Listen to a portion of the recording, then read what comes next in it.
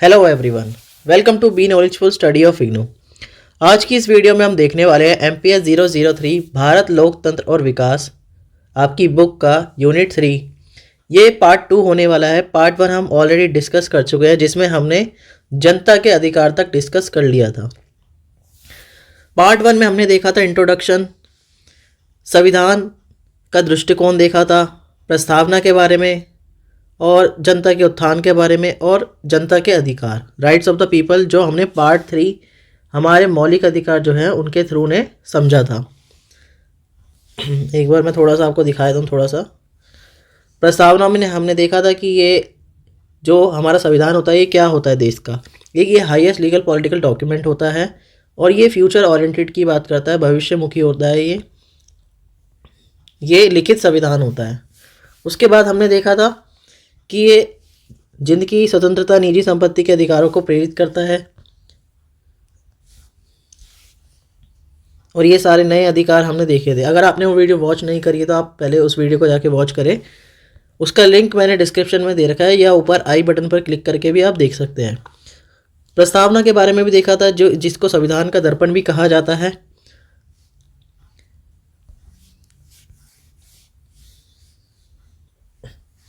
जनता के उद्यान में हमने देखा था कि सार्वभौमिक वयस्क मताधिकार के बारे में।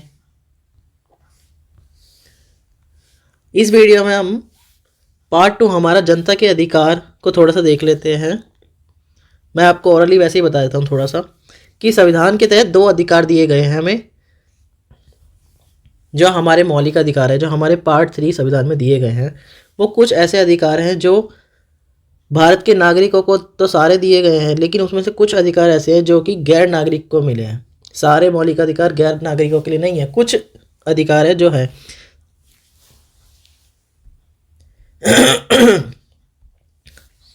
जैसा कि ये ऊपर वाली स्लाइड में हमने देखा 1 में, ये गैर नागरिकों के लिए भी है। जैसे कि अनुच्छेद 20, 14, 21, 22, 25, 26, 27, ये सारे गैर नागरिकों के लिए भी है। लेकिन ये गैर नागरिकों के साथ साथ नागरिकों के लिए भी है। और कुछ जो ऐसे अधिकार हैं अनुच्छेद हमारे, जो सिर्फ नागरिकों के लिए है, मतलब कि भारत के रहने वाले, जो जिनके पास भारत की सिटीजनशिप है, उन्हीं के लिए है सिर्फ वो, जिसमें 15, 16, 17, 18, 19 है। ये 5 ऐसे हैं जो सिर्फ भारत के नागरिकों के लिए ही है। हालांकि ये वाले तो है ही, साथ में ये वाले भी हैं। आगे देखते हैं हम इन अधिकारों की प्रकृति। यही हमारा पार्ट 2 से शुरू होगा।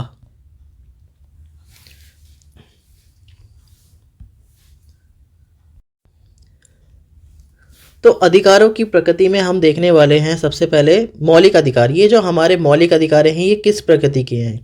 ये एक व्योम प्रकृति के हैं। कैसे हैं? व्योम प्रकृति के, क्योंकि यह अधिकारियों को इनकी उल्लंघन करने से रोकता है। मतलब कि भारत के नागरिकों को यह अधिकार प्राप्त है, लेकिन साथ ही साथ कोई दूसरा व्यक्ति इसका उल्लंघन नहीं कर सकता, इस पर रोक नहीं लगा सकता। लेकिन कुछ लिमिटेड रोक लगाई जा सकती है। फॉर एग्जाम्पल के मैं एक एग्जाम्पल देता हूँ।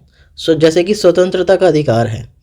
अब आपके पास स्वतंत्रता का अधिकार है कि आप किसी भी जगह जा सकते हो, घूम सकते हो, लेकिन पार्लियामेंट के अंदर आप जा सकते हो बिना परमिशन के? नहीं। तो ये थोड़ा लिमिटेड है। कुछ यहाँ पे प्रोसेस फॉर्मेलिटीज़ होती है, तब उसके बाद ही आपको जाने दिया जा सकता है। आप फ्रीली कहीं भी ऐसे नहीं जा सकते।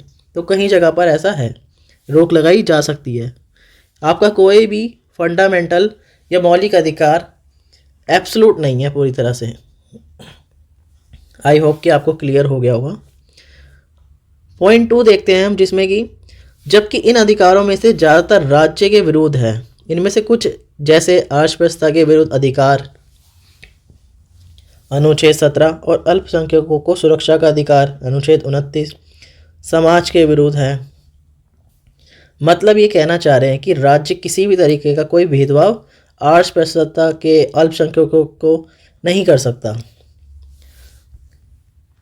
तीसरा है, जबकि ज़्यादातर अधिकार व्यक्ति विशेष के लिए है, कुछ वर्गों के लिए है, 27, 29, 30। आगे हम देखते हैं भारत में अधिकारों की प्रकृति को समझने में यह बिंदु महत्वपूर्ण है। हम यह बता चुके हैं कि परंपरावादी उदारवादी लोकतंत्र जैसे कि संयुक्त राज्य अमेरिका, ये आप कंपेयर कर रहे हैं, संयुक्त राज्य अमेरिका में अधिकारों को विलोम रूप से बनाया गया था जिससे राज्य उनका हनन नहीं कर सकते। और हमारे संविधान में मौलिक अधिकार हमने कहाँ से लिए हैं? संयुक्त राज्य अमेरिका के संविधान से ही हमने ये अधिकार लिए हैं। आगे देखते हैं, समाज के अन्य सदस्यों द्वारा इन अधिकारों की सुरक्षा का मसला राज्य की विधि और कानून व्यवस्था द्वारा निभाया जाता है। ठीक है, जो हमारे आर्टिकल 14 में दिया गया है, अनुच्छेद 14 में। एक एग्जाम्पल दे रखा है इन्होंने, यूएसए में, अमेरिका में जातीय दंगे अपराधात्मक कानून के ही अंतर्गत निपटाए जाते हैं। मतलब जाति से रिलेटेड जो भी दंगे होते हैं वो अपराधात्मक कानून के अंतर्गत निपटाए जाते हैं, जिसके लिए राज्य संवैधानिक तौर पर बिना किसी भेदभाव के ऐसा करने को बाध्य है। मतलब कोई भी किसी भी तरह का कानून उल्लंघन करता है तो सबके लिए क्या है, समान कानून है, किसी तरह का कोई भेदभाव नहीं किया जाता। दूसरी तरफ भारत में उच्च वर्ण के लोगों द्वारा अस्पृश्यता सीधे सीधे संविधान के प्रति अपराध है। मतलब कोई जाति के आधार पर भेदभाव नहीं करेगा, चाहे उच्च वर्ण का हो चाहे नीचे वर्ण का। इसी प्रकार बहुसंख्यक समुदाय द्वारा अल्पसंख्यकों के अधिकारों का उल्लंघन संविधान के समक्ष अपराध है। ठीक है, यह सीधे सीधे राज्य का संवैधानिक कर्तव्य है कि वह दलितों, अनुसूचित जातियों के लोग, आदिवासियों मतलब SC ST और OBC जैसे लोगों की सामाजिक अधिकारों की क्या करें, रक्षा करें।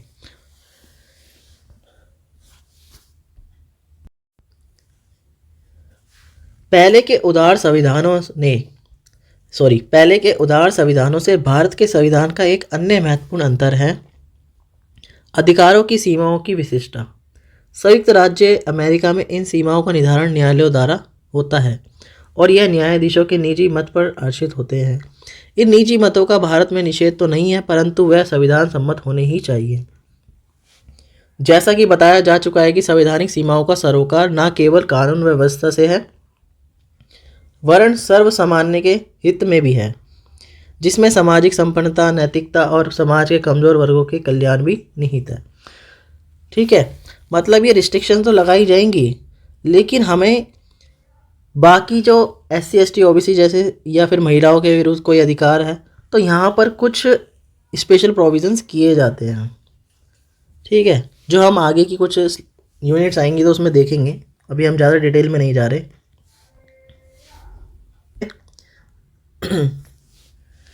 संविधान में भाषा या इन सब से रिलेटेड आर्टिकल है हमारे पास, अनुच्छेद हैं और उनको स्ट्रिक्टली फॉलो भी किया जाता है। ठीक है, आगे देखते हैं हम।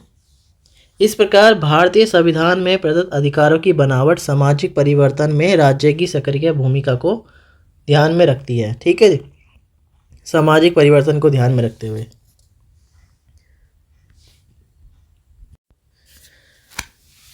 राज्य के नीति निर्देशक सिद्धांत, ये पार्ट 2 का जो हम देख रहे हैं, पार्ट 2 यूनिट 3 का, ये इंपॉर्टेंट इसी के लिए कि इसमें हम राज्य के नीति निर्देशक सिद्धांत डिस्कस करने थे। बाकी हम पहले भी कर चुके थे, लेकिन अगर आपने वो वीडियो नहीं देखी है तो मैंने थोड़ा सा रीकैप के तौर पे उसको बताया कि आपका बेस बन जाए इस वीडियो के लिए। तो राज्य के नीति निर्देशक सिद्धांत क्या होते हैं? हमारे संविधान में पार्ट 4 के अंदर ये दिए गए हैं और ये कितने आर्टिकल के तहत दिए गए हैं? अनुच्छेद 36 से लेके 51 तक दिए गए हैं, जो हम आगे इंपॉर्टेंट वाले जो हैं वो सब देखने वाले हैं।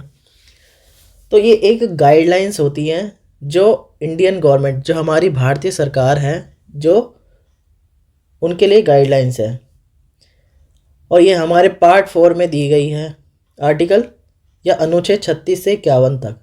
तो इनका पर्पस क्या है, उद्देश्य क्या है इनका देने का?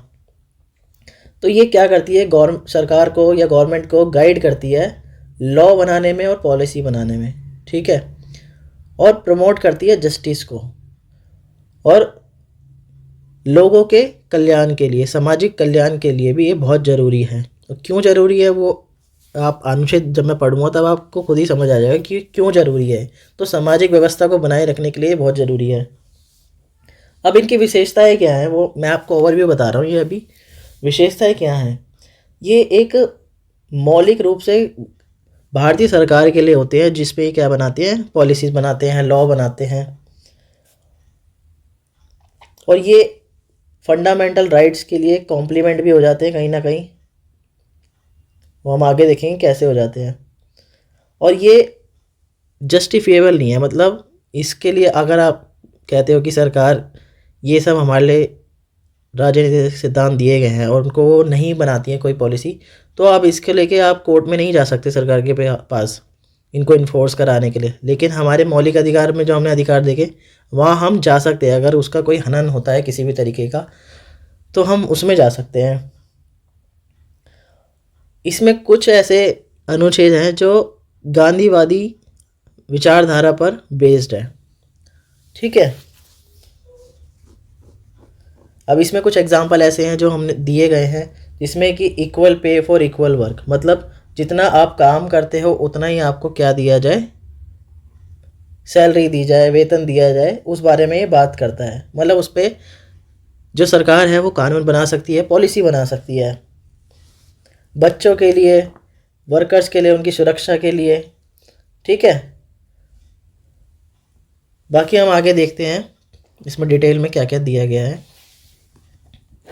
राज्य की एक अन्य सीधे सीधे सक्रिय भूमिका सतत सामाजिक आर्थिक परिवर्तन को लाना है। जैसा हमने देखा कि पॉलिसीज़ के द्वारा सामाजिक आर्थिक परिवर्तन को लाना है, जिसके लिए भारतीय संविधान में राज्य की नीति के कुछ नीति निर्देशक सिद्धांतों का वर्णन किया गया है। जैसा कि भारतीय संविधान में राज्य की पॉलिसी मत के लिए कुछ सिद्धांत दिए गए हैं, जिस पर ये पॉलिसी क्या होती है, बनाई जाती है। यह सिद्धांत न्यायालय द्वारा सीधे लागू नहीं किए जाते हैं, जैसा मैंने आपको बताया कि इन्फोर्सेबल नहीं है कोर्ट के द्वारा ही किसी भी तरीके से, परंतु न्यायालय संविधान की व्याख्या करते समय मौलिक अधिकारों सहित उनके द्वारा मार्गदर्शन लेते हैं, ठीक है। परंतु न्यायालय संविधान की व्याख्या करते समय, मतलब जब संविधान की व्याख्या कर रहे हैं, हमारे कॉन्स्टिट्यूशन की व्याख्या कर रहे हैं, तो यहाँ पर ये मौलिक अधिकारों सहित उनके द्वारा मार्गदर्शन लेते हैं, ठीक है। मतलब ये यहाँ पर मैं आपको एग्जांपल देता हूँ, जैसे कि कोई पॉलिसी बनाई गई, ठीक है। अब हमारे पास क्या है, फंडामेंटल राइट्स है, जिसे हम मौलिक अधिकार कहते हैं।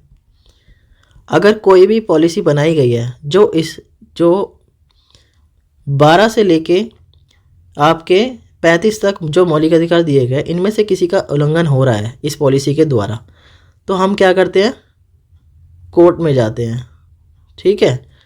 कोर्ट में कैसे जाते हैं, जो हमें आर्टिकल दिया गया है, अनुच्छेद दिया गया है 32, उसमें हम जाते हैं सुप्रीम कोर्ट में। और हाई कोर्ट में हम कौन से आर्टिकल के थ्रू जाते हैं, अनुच्छेद के थ्रू जाते हैं 226 के थ्रू, ठीक है। तो आगे देखते हैं, ये वही बात कह रहा है कि न्यायालय संविधान की व्याख्या करते समय मौलिक अधिकारों सहित उनके द्वारा मार्गदर्शन लेते हैं। संविधान राज्य को आदेश देता है कि वह शासन में मूल रूप से उनका आदर करे और नियमों को बनाते समय उनका क्या करे, पालन करे, ठीक है जी। ये तो हो गई आपकी सारी बात। मैं रब कर देता हूँ इसको, जिससे आपको पीडीएफ बाद में देखने में दिक्कत ना हो। एक बार दोबारा लिख देता हूँ मैं यहाँ पे, पार्ट 4 36 से 51, ठीक है। 32 हमारा सुप्रीम कोर्ट और 226 हाई कोर्ट के लिए, ठीक है जी। आगे चलते हैं। लोक कल्याण एवं गौरवपूर्ण जीवन, common good and life of dignity, राज्य के लिए सबसे मौलिक नीति निर्देश है। तो लोक कल्याण एवं गौरवपूर्ण जीवन के लिए राज्य क्या कर सकता है, तो राज्य के लिए सबसे मौलिक नीति निर्देश है एक ऐसी सामाजिक व्यवस्था को सुनिश्चित करने का प्रयास करना जिसमें न्यायिक, सामाजिक और आर्थिक तौर और राजनीतिक इकाइयाँ सभी संस्थानों को अपनी राष्ट्रीय जिंदगी जीने को प्रेरित करें।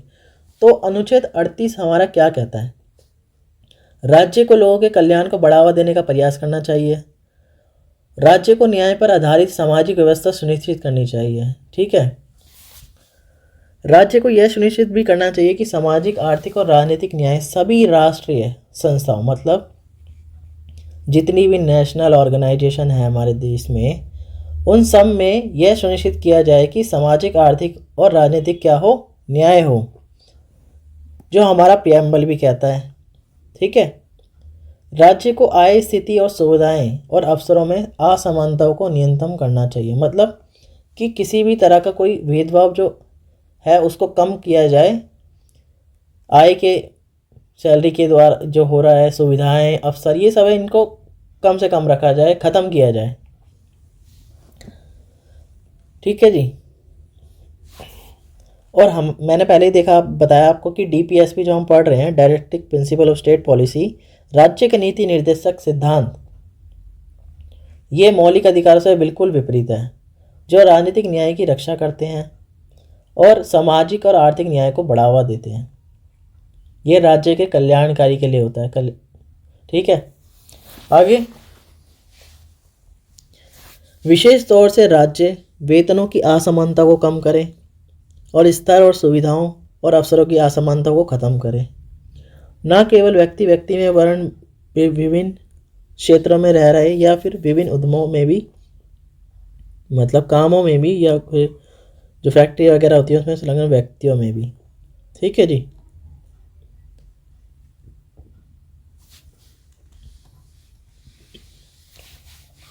अनुच्छेद 39 क्या कहता है हमारा, 39। तो 39 में हमें बताया गया है कि राज्य को यह सुनिश्चित करना चाहिए कि नागरिकों के पास आजीविका के पर्याप्त साधन हो, मतलब भारत में रह रहे नागरिकों के पास रहने के लिए, उनकी गुजर बसर के लिए पर्याप्त साधन बने हों और भौतिक संसाधनों का समान वितरण हो। ठीक है जी। आगे देखते हैं हम। विशेष तौर से राज्य ऐसी नीतियों को प्रोत्साहित करे जिसमें स्त्री एवं पुरुष सहित सभी नागरिकों को समान रूप से जीविकापार्जन के माध्यम उपलब्ध हो, मतलब आजीविका के माध्यम उपलब्ध हो। मालिकाना हक और नियंत्रण में सर्वहित और सर्वोपरि माना जाए। राज्य को धन और उत्पादन के साधनों के संकेंद्रण को रोकना चाहिए। ठीक है जी, इसमें ही बताया है आपको। संपत्ति और उत्पादन के माध्यमों का ध्रुवीकरण ना हो, जैसा मैंने अभी बोला कि संपत्ति और उत्पादनों का, साधनों का मतलब एक ही जगह ना हो, ये इनको रोकना चाहिए, ये समान रूप से लोगों में बटे। और राज्य को पुरुषों और महिलाओं के लिए समान काम के लिए समान वेतन सुनिश्चित करना चाहिए। ये आगे दिया आपको, ताकि सार्वजनिक अहित ना हो, स्त्री पुरुष दोनों के लिए समान काम करने के लिए समान वेतन सुनिश्चित हो। श्रमिकों, स्त्री व पुरुषों के स्वास्थ्य एवं सामर्थ्य की रक्षा की जाए।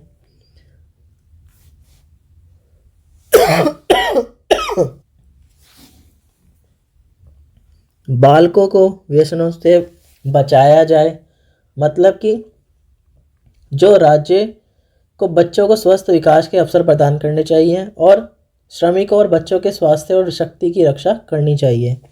जैसा आपने देखा हो कि आंगनबाड़ी जो बनाई जाती है, जिसमें खाना वाना ये सब होता है, ये इसी अनुच्छेद के तहत किया जाता है काम। ठीक है जी।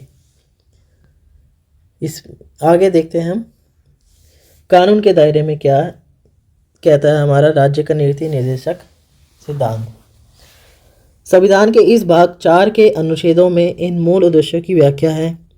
राज्य समान अवसरों के आधार पर न्याय सुनिश्चित करने के लिए कानून तंत्र के चालन को प्रोत्साहित करे और विशेष तौर से उपयुक्त विधायी नियमों या नीतियों या अन्य तरीकों से निःशुल्क कानूनी सहायता उपलब्ध कराए।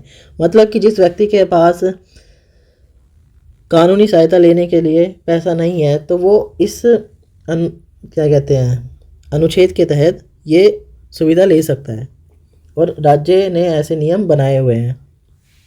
राज्य से हमारा इधर मतलब सरकार से होता है, स्टेट गवर्नमेंट या फिर सेंट्रल गवर्नमेंट। इसको सुनिश्चित करें कि न्याय दिलाने के अवसरों से कोई भी नागरिक आर्थिक और दूसरी अयोग्यताओं के कारण वंचित ना रह जाए। ठीक है। अनुच्छेद 39 है, ये हमें संविधान में कब जोड़ा गया था? 1977 में जोड़ा गया था, 42वें संविधान संशोधन के द्वारा। आप कमेंट बॉक्स में बताइए कि 1977 में भारत में किस प्रधानमंत्री की सरकार बनी थी या थी। राज्य इसका भरकस प्रयास करे कि संपूर्ण भारतीय क्षेत्र में एक समान नागरिक संहिता सुनिश्चित हो, जिसे हम यूनिफॉर्म सिविल कोड भी कहते हैं। ठीक है जी, ये हमारे अनुच्छेद 44 में दिया गया है। राज्य की सार्वजनिक सेवाओं में राज्य न्यायपालिका को कार्यकारिणी से विलग करने के कदम उठाए, ये हमारा अनुच्छेद 50 कहता है, जो कहता है कि न्यायपालिका को क्या कहते हैं, अलग रखा जाए कार्यपालिका से, क्योंकि न्यायपालिका को स्वतंत्र रह के काम करने का अधिकार है, हमारे संविधान में दिया गया है। अगर वह स्वतंत्र रहेगी तो सारे जो निर्णय लिए जाएंगे वो पूर्ण रूप से सही लिए जाएंगे। ठीक है जी, आगे देखते हैं हम अनुच्छेद 40। राज्य ग्राम पंचायतों को गठित करने के कदम उठाए जाएं। ग्राम पंचायतें बनाई जाए, उन्हें आवश्यक शक्तियाँ दी जाए, पावर दी जाए, अधिकार दिए जाए उनको, ताकि वह सर्वलंबी सरकार की इकाइयों के रूप में समर्थ हों।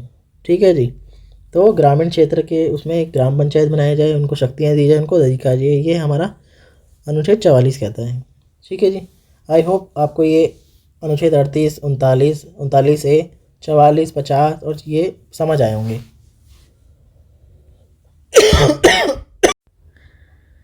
आगे देखते हैं हम आर्थिक दायरे में।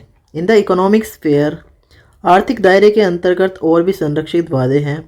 राज्य अपनी आर्थिक सामर्थ्य और विकास की परिधि में काम के अधिकार, शिक्षा को सुनिश्चित करने के लिए प्रभावी कदम उठाते हैं और बेरोजगारी व वृद्धावस्था, बीमारी और विकलांगता तथा अन्य सामर्थ्यहीनता की दशा में सार्वजनिक सहायता देते हैं। जैसे कि एग्जाम्पल के तौर पे हम देखते हैं स्वास्थ्य योजना। ठीक है, ये इस एग्जाम्पल हो गया।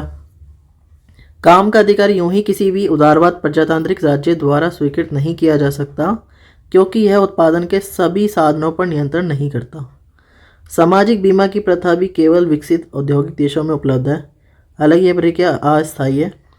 एक विकासशील देश जैसे भारत के लिए सभी के लिए काम और सामाजिक बीमा स्पष्ट रूप से बहुत ज़्यादा आसान करना ही है। राज्य प्रजा के पोषण स्तर के उत्थान तथा जीवन स्तर पर ध्यान देना, सार्वजनिक स्वास्थ्य को सुधारना अपनी मौलिक जिम्मेदारी समझे और विशेष तौर से मादक तथा हानिकारक औषधियों, चिकित्सीय उद्देश्यों के अलावा उपभोग के निषेध का हर संभव प्रयत्न करें। मतलब हानिकारक जो भी दवाइयाँ हैं या फिर अल्कोहल, दारू, नशा जैसी चीज़ें हैं, उनको निषेध लगाना। अब जैसे दारू के क्षेत्र में देखेंगे हम कि कुछ स्टेट्स ऐसे हैं जहाँ पे अल्कोहल पे बैन है, और दिल्ली में भी हम देखेंगे कि 2 अक्टूबर या फिर कुछ ऐसे दिन होते हैं जिस पे ये लिकर शॉप्स क्या रहती है, बंद रहती हैं।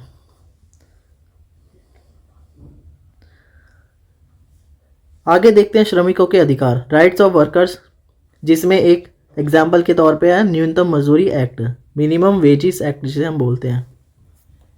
राज्य काम की उपयुक्त तथा मानवीय स्थितियों को संरक्षित करने और माता को आराम पहुंचाने के उपाय करें। राज्य उपयुक्त निविधान या आर्थिक प्रबंधन या किसी अन्य प्रकार से यह संरक्षित करने के प्रयास करें ताकि उद्योग, कृषि, अन्य वर्ग में कार्य में लगे सभी श्रमिकों को जीविका वेतन, जीवन के उचित स्तर के मुताबिक काम की परिस्थितियों तथा खाली समय में पूर्ण मनोरंजन और सामाजिक तथा सांस्कृतिक अवसर उपलब्ध हो। और ये इस एक्ट के द्वारा किया गया था, यह किया जाता रहा है अभी भी। और सरकार समय समय पर ये वेजेस की लिस्ट निकालती भी रहती है कि समय और परिस्थिति के हिसाब से ये रेट बदलते रहते हैं। राज्य ग्रामीण क्षेत्रों में व्यक्ति स्तर या यह सहभागिता स्तर पर कुटीर उद्योगों के प्रोत्साहन का प्रयास करें, जो हमारा अनुच्छेद 43 कहता है। संविधान के 42वें संशोधन के अनुसार राज्य उपयुक्त विधान या अन्य प्रकार इसके कदम उठाने के आदेश जारी करें। ताकि किसी संस्था के व्यवसायों के प्रबंधन अन्य किसी उद्योग में जुड़े संस्था के प्रतिष्ठानों में श्रमिकों की भागीदारी हो। ये हमारा अनुच्छेद 43A कहता है।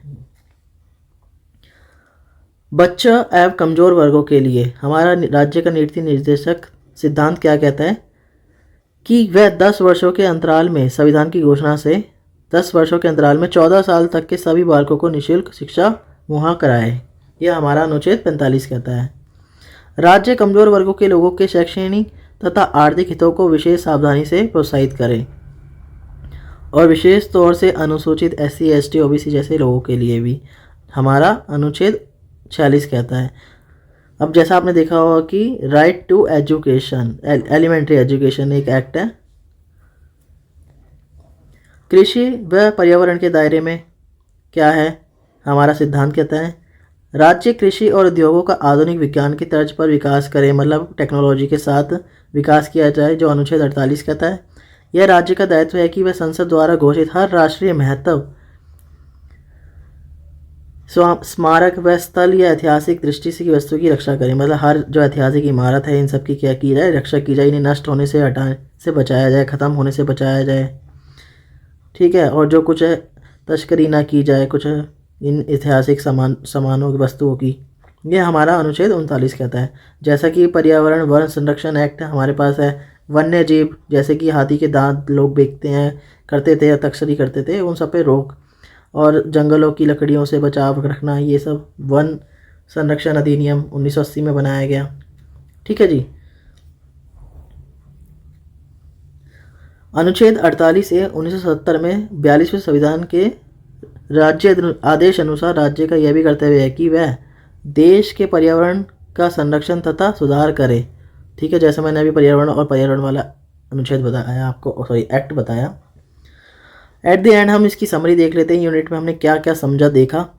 इस इकाई में हमने राष्ट्रीय आंदोलन में विकसित अभिलाषाओं पर केंद्रित है जो कि भारत के संविधान में उल्लेखित है। यह भारत की राजनीति का सर्वोच्च क्या है, राजनीतिक परवाना है, डॉक्यूमेंट है।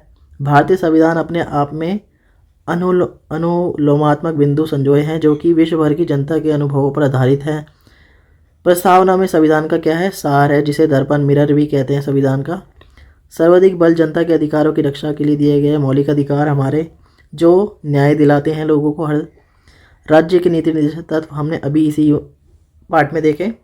प्रस्तावित जो कि शासन की नीति के मूल है, मतलब सरकार जो नीतियाँ बनाती हैं उनके अनुरूध बनाए जाते हैं रूप में।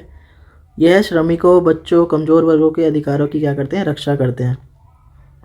और देश के कृषि, पर्यावरण, वन और वन्य जीव के पालन, विकास तथा सुरक्षा के लिए भी जरूरी है। तो ये था आपका यूनिट 3 जिसमें हमने ये सारी चीज़ देखी। आई होप कि आपको वीडियो पसंद आई हो। Thanks for watching.